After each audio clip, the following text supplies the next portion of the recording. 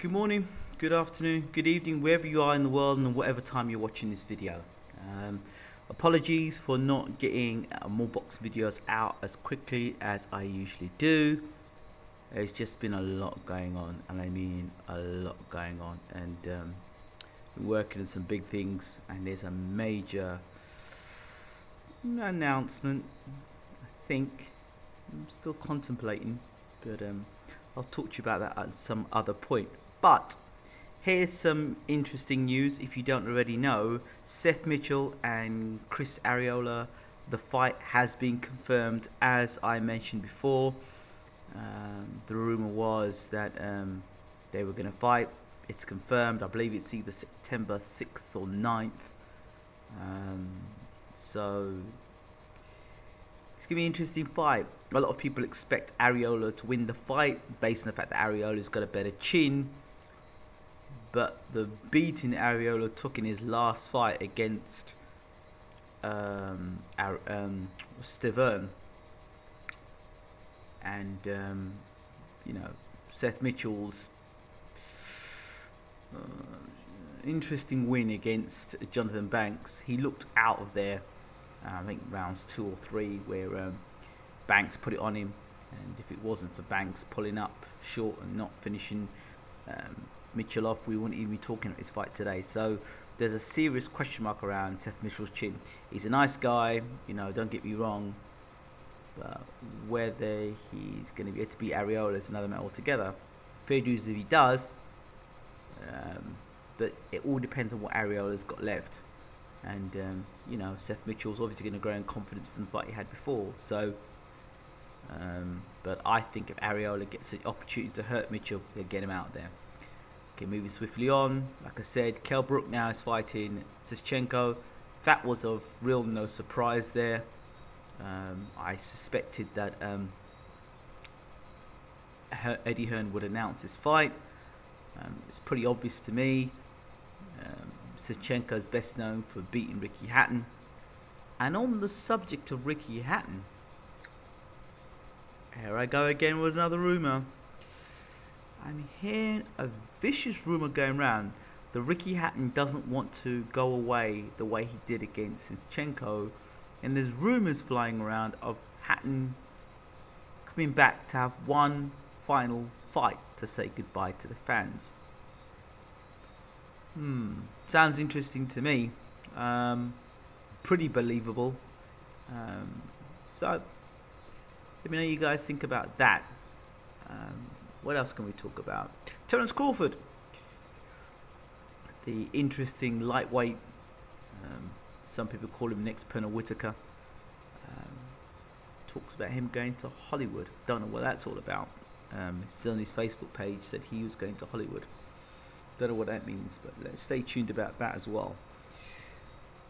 What else is there for me to talk about? Eddie Chambers. What happened there? So 2 fights now that James Elliott Bashir has been involved with, and unfortunately 2 fighters that have put on mysterious performances. Jonathan Banks just looked like he just stopped fighting, and Eddie Chambers didn't seem like he wanted to fight. I don't know what was going on in there. I don't know if he was injured, but from about round 7, I figured that there was no way that he was going to win the fight because Eddie Chambers hasn't really got knockout power. And for those people who were saying Eddie Chambers would look great as a cruiserweight, you kind of wonder, he was let open so often to the left hand. You kind of wonder now what would have happened if Lebedev was landing those left hands. Because Lebedev can punch, and I'm not sure if Eddie Chambers would have kept Lebedev off him. I don't know what happens with Chambers now. He's got a long way back, a real long way back, because that performance would have done him no favours. And if he was trying to make it back into the big time, that's taken a real step back for his career. James Elliott Bashir is a very good trainer. I truly believe that Bashir will stick with Chambers. I will encourage him. Again, I don't know if they got the tactics wrong.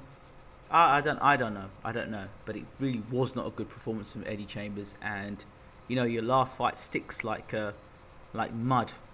and that's what fans will remember of Eddie Chambers. So he's got to get back in the ring as soon as possible and just say, you know what, that was a bad night. Or really, was it a bad night? Does Eddie Chambers even want to fight again? I don't know. I haven't seen the post-fight interview, to be fair, because to be really honest, I fell asleep. That's just being honest. I was saying about round 8, and I just fell asleep because I didn't think he was going to win the fight. I understand Curtis Stevens won his fight by first round knockout. Congratulations, Curtis Stevens. What is there for me to talk about? Yes. Boxing videos. Yes, it's apparent that I have been down the boxing gym in Grenada. And for those of you who didn't know, I did have ambitions of boxing and turning pro beforehand. And thanks for the comments for those people who have said that they thought I had some decent hands and good footwork and all the rest of it. The story behind that and me hitting the punch bags was just simply I was in the gym going to do an interview with Caribbean's oldest boxing trainer, who actually got, I think, an MBE from the Queen for his outstanding services. So I went to interview Norbert Grant, who actually is a relative as well. I discovered that in Grenada recently. And went to speak to Norbert. But the quality of the footage wasn't great. And he spoke so low, we were going to try and do a re-recording for it. We may still release it. And I was in there, and I just walked into the gym. And bear in mind, I hadn't really been in a gym for almost 10 years, 10, 11 years at least, or more than that, because of the illness I had with chronic fatigue syndrome. So that really kind of ate into my life, and I had to kind of reconfigure my life at the time. And that's why I went back into cricket, because boxing was my focus. And obviously, I'm healed up now, and I'm in a much better state than I was then. I'm probably healthier now. And I think when I was at that point, I was coming into man strength. Well, it may have been more than 10 years, but I was coming into man strength. Now I've got that man strength now, but who knows? I don't know. It was just great being in the gym, and I just went in the bag and just started letting punches go. So it was just a random thing that I did. It wasn't planned. As you can see, I had my tie on, I had my shirt on, and I had my trousers on. So it wasn't planned. It just, I just was in the gym. I just had that buzz, that urge. And I would definitely like to get involved with boxing at some point, somewhere soon. I'm not going to go into too much details about that. I'll keep you guys guessing. But yeah, definitely. I love the sport, as you know. And yeah. So what I'd like to do with you guys is something a little different. I want you to ask me questions to do particular videos. That's what I had to tell you. That was what I wanted to say. Yeah. Great news for those of you who are just boxing fans, just pure boxing fans, and enjoy listening to me make classically wrong predictions, or those of you who just want to hear my predictions or views on fights, upcoming fights, or latest news or interviews. Guess what I did? I have a YouTube channel. I'm gonna have to put the link down there, but there's a YouTube channel called Bayloric TV Boxing Channel. So all my interviews, all my videos, purely boxing, it's there. So we don't have the frustrating situation which we have had previously. I think it's on a playlist, so you have to check the playlist, and you'll see all the videos that are there. Whether I will upload videos straight to there, I don't know yet. I'm going to do that, but yeah, it's there. It's Bayloric TV Boxing Channel. It's just there. Oh, and what else can I talk to you about? What else? Oh yeah, I was going to say, so some good news about that. And like I said, if there's any questions you want me to answer, I'll probably do a Q&A. So if you've got any questions, let's do it. Let's do a Q&A. Let's make this interesting. What would you like me to talk about boxing? I'm going to try and get down the gym and talk to Norbert and see if I can get him to kind of show more of the stuff that he's learned as a coach, and kind of learn some tricks from him as well. So let me know what you guys think and your thoughts, and maybe how I could make the channel better. What do you want to hear me talk about? More predictions? Or I'll tell you what, you ask for the predictions and I'll do them. Yep, I know there's a lot of requests for Tyson Fury, Peter Fury interviews for you boxing fans there. Definitely trying to try and get onto that. I haven't even got on to do a Keith Thurman interview. Just so many things have been going on, and believe me, it's had to do a lot of thinking recently. Things I probably wouldn't have considered beforehand are being considered now.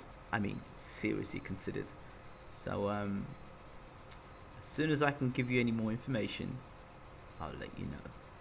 But yeah, I'm not too far from making a decision about something, so it's quite interesting. Yeah, so that's where we're at. Like I said, Q&As, any questions and answers regarding boxing, quite happy to answer them. And yeah, I'll try and get around to getting those interviews. Is there anybody else you'd like me to interview? Or maybe you have somebody, or you've got a contact of a fighter or a boxer or a promoter that you'd like me to get in touch with and talk to, or you've got a contact you'd like me to interview. Let me know. I think I'm about gassing now, so I think that's it for my videos. Let me know what you think. This has been Ingram Jones from Bayloric TV. One final point. Remember I spoke about live streaming fights? Fingers crossed. Coming soon.